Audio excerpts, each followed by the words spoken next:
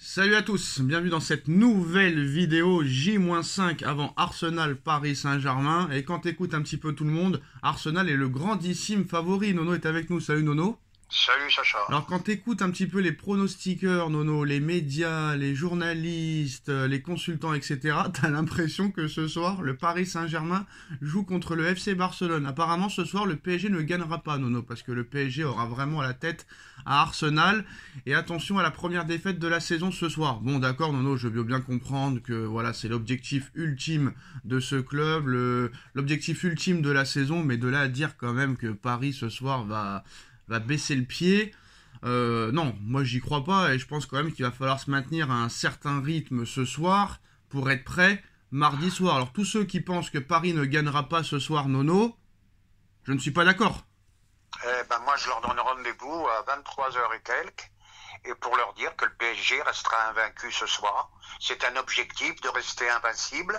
Donc voilà, je ne sais pas encore d'où ça sort tout ça. Mais je vois un bon PSG ce soir et peut-être avec une composition d'équipe pas loin de l'équipe type peut-être. Alors attention, ils n'ont pas dit que Paris allait perdre, ils ont dit que Paris n'allait pas gagner. Oui, mais comment on peut dire des âneries? Paris ne peut pas gagner. Sur quelle base?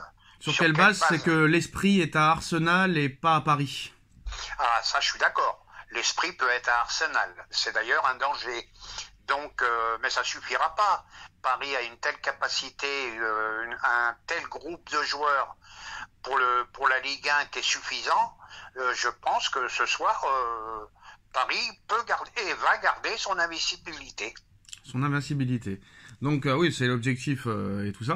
Donc maintenant, quoi qu'il en soit, Nono, il y a ce match mardi soir. Arsenal jouera demain. Il y aura 24 heures de récupération, mais je pense qu'Arsenal va faire tourner demain, vu qu'ils ont 8 points d'avance sur le deuxième et que les 5 premiers vont en Ligue des Champions. Ça n'a pas d'importance que Arsenal a 24 heures en moins, vu qu'ils vont faire tourner, je pense. Oui, ils vont faire tourner, voilà. Ils sont dans l'obligation de faire tourner. C'est un objectif pour eux aussi. Donc voilà. On va voir, j'ai hâte. Je sais pas si tu la connais, la composition de Paris ce soir.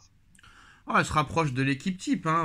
Ce sera Donnarumma, il y aura sûrement Mendes et Hakimi sur les côtés, sûrement peut-être un des deux, soit Pacho ou Marquinhos, qui pourrait être repos, mais je pense pas.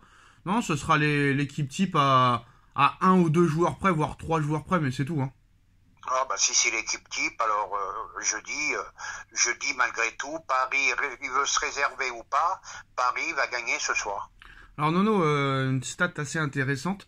À chaque fois que la finale de la Ligue des Champions était à Munich, c'est une équipe qui n'avait jamais gagné la Ligue des Champions qui l'a emportée. Par exemple, Chelsea en 2012, c'était à Munich, c'était la première fois qu'il a gagné. Marseille en 93, c'était la première fois qu'il a gagné. Et il y a une autre équipe aussi où c'était à Munich. En tout cas, il y a eu 3 finales à Munich. Et les 3 qui ont gagné, c'était leur première Ligue des Champions. Donc si on en croit la légende, ce sera soit Arsenal, soit le Paris Saint-Germain qui va la gagner. Et quand tu vois un petit peu tous les pronos, Dono, c'est Arsenal qui est donné favori. Je veux bien qu'Arsenal soit un grand club, mais Arsenal, comme le PSG, Nono, n'a jamais remporté la Ligue des Champions, contrairement à Aston Villa, par exemple, qui l'avait déjà gagné. Je veux bien qu'Arsenal a fait une très grosse performance contre le Real Madrid, Nono, mais à un moment donné, il faut se calmer. D'accord, faut se calmer. Arsenal est une très très grosse équipe, Nono, mais de là quand même à croire que c'est impossible à se qualifier contre eux, c'est quand même assez exagéré, hein. Je suis désolé. C'est plus qu'exagéré. Arsenal est une bonne équipe, mais ça va, c'est pas un ogre. C'est pas le Barça de Guardiola. C'est pas le Liverpool de Klopp. Il faut se calmer un peu.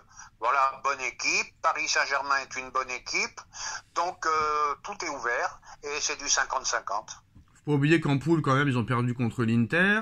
Ils en ont pris 4 ou 5, je crois, contre le Sporting où Gyökeres y met un triplé.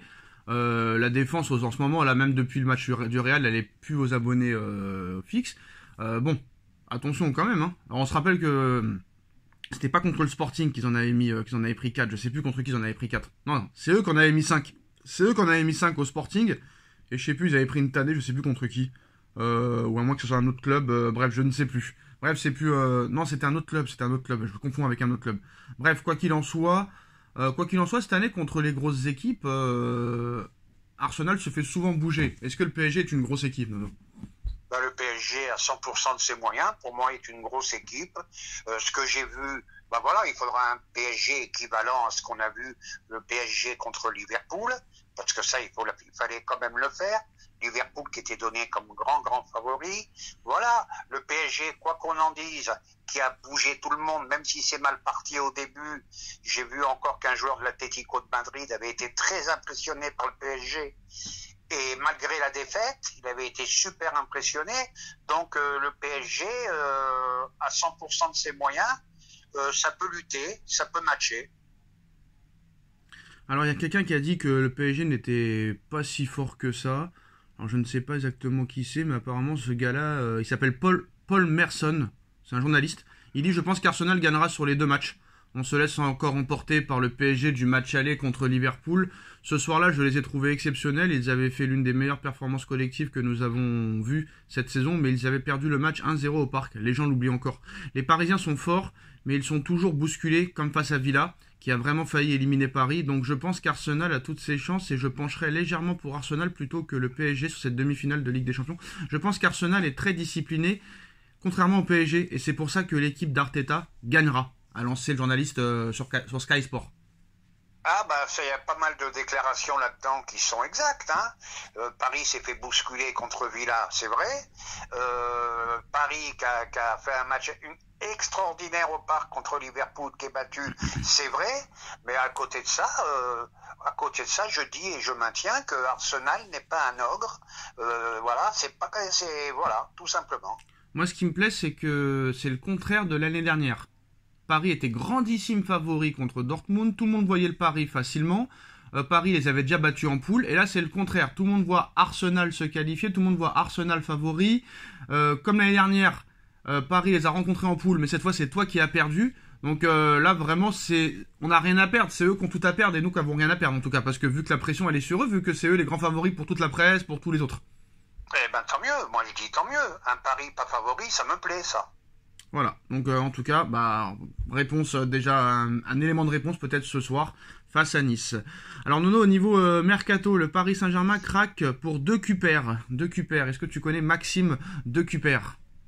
Honnêtement, je connais pas. Mais si, rappelle-toi. Maxime Decuper. Le joueur de l'Atalanta Bergame. Ah oui, peut-être, oui, mais le PSG suivait...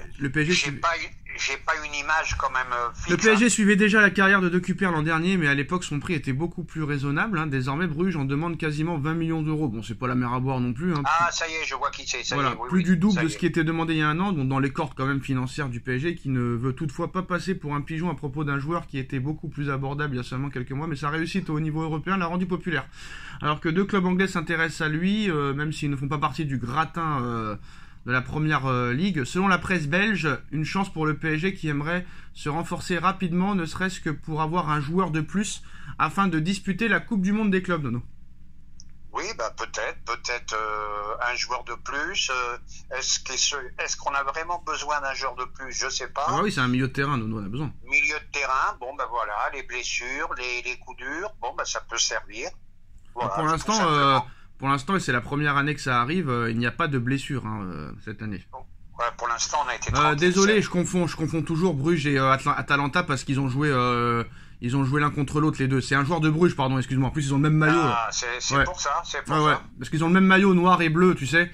À rayures, c'est Atalanta de bis. En plus, ils ont joué l'un contre l'autre. Donc c'est Maxime Decuper. Et tu m'as dit Bruges, ça m'est revenu. Ouais, c'est pour ça. Je confonds toujours parce qu'ils ont joué les deux l'un contre l'autre en barrage et ils ont le même maillot. Donc voilà pourquoi. D'autres informations mercato, Nono, donc ça bouge du côté du PSG. On prépare cette demi-finale tout en préparant le mercato d'été, vu que cet été tu vas devoir faire vite, vu qu'il y a une Coupe du Monde des clubs. Donc si tu veux être performant quand même, il faut quand même essayer de, on va dire, boucher les trous, ce que soit même au poste de latéraux, pour doubler les postes au moins, et peut-être un milieu de terrain. Alors bon, il y a toujours Rodrigo Mora, mais là il vient de prolonger, ça vient de monter à 100 millions d'euros, donc ça c'est assez compliqué. Alors le PSG cherche aussi un défenseur central, il cherche aussi surtout des jeunes pépites en Europe, pour surfer sur la vague de son équipe jeune, collective et compétitive. Alors il y a plusieurs pistes, et on a vu aujourd'hui que un ancien joueur de l'AS Monaco qui joue maintenant au PSV Eindhoven, qui fait une grosse saison. Ils en ont parlé hier soir, mais nous on en parle aujourd'hui. Le PSG s'intéresse de près à Ryan Flamingo, joueur du PSV Eindhoven. À la recherche d'un défenseur central, Paris s'intéresse à ce joueur-là. Donc il est né aux Pays-Bas, il a suivi un parcours en dehors des sentiers battus du côté de Almere, un club tout proche d'Amsterdam, qui a gravi les échelons. Alors, il s'est jamais imposé en Italie, mais a explosé cette année aux Pays-Bas. Donc solide titulaire. Est-ce que ça peut être une bonne piste? Il est capable de doubler les postes, hein. Il peut jouer axial, comme il peut jouer à droite. Donc le PSG s'est déjà rapproché du joueur pour lui faire connaître son intérêt et rêve de boucler l'opération pour 15 millions d'euros. Est-ce que ça pourrait être bien un joueur polyvalent comme ça? PSV Eindhoven, il a joué la Ligue des Champions cette année, il est jeune, est-ce que ça peut être pas mal? Ah bah rapport qualité-prix c'est excellent, hein. Et puis ça peut être pas mal, tu renforces ton équipe pour le turnover. Voilà, bon ça sera, tu sais déjà au départ que ça sera pas un titulaire en puissance, mais dans le groupe tu rajoutes un joueur qui peut rendre service. Bon non, moi je pense qu'au poste de défenseur central il peut jouer titulaire, hein, vu que... Oui, mais je pense que Paris cherche vraiment une grosse pointure au poste de défenseur central, hein. Ouais, mais ça veut dire quoi grosse pointure maintenant? Ouais, grosse pointure, ça veut dire gros joueur. Par exemple? Bah, j'ai pas de nom en tête, on va dire un Saliba, malgré ses défaillances ces derniers temps. Puis j'ai pas de nom en tête, mais vraiment il cherche un très gros joueur en défense centrale. Et ben voilà, c'est la fin de cette vidéo. Dites-nous en commentaire ce que vous en pensez. Et à ce soir pour le débrief. Tchuss! Tchuss!